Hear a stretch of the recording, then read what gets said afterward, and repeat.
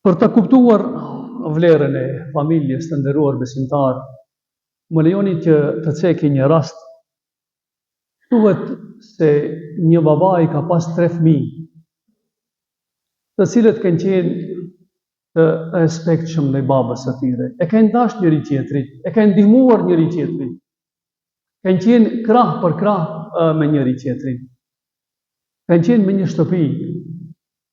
Në këtë situatë vjen një misafir dhe e sheh këtë familje, se sa herë që tjetri ose vllau i tyre është munduar të punojë një punë, tjetri i ka ndihmuar. Kur ka folur vllau i tyre, të tjerët i kanë dëgjuar. E kur ka ndodhur ndonjëherë që të kenë zanka, me njëherë janë qetësuar dhe janë përqafuar, duke ia falur njëri tjetrit. E misafiri i drejtohet babait të tyre duke ju thënë: a më tregon sekretin e kësaj sjellje të mrekullueshme? Paske fëmijë të mrekullueshëm, të respektueshëm, të dashur, të afruar njëri me tjetrin, a më tregon se si ka arritur ta bësh këtë gjë? Thot, krahas që i kam edukuar që të jenë me një shtëpi, i kam edukuar që çdo gjë të mirë ta bëjmë për hir të Zotit xhaleshanuhu. Edhe dashuria mes këtyre është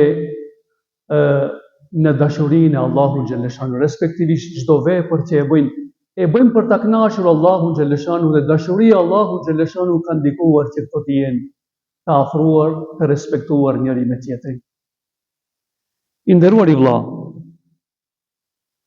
familja nuk mbahet me ushqim dhe me para, por familja mbahet me respekt, me sjellje të mirë, me dashuri të ndërsjellët edhe me falje njëri ndaj tjetrit dhe me sabër.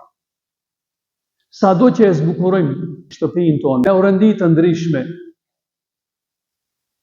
dije se familja nuk zbukurohet me orëndi, se sa ka nevojë të zbukurohet me dashuri, me falje dhe me respekt njëri ndaj tjetrit.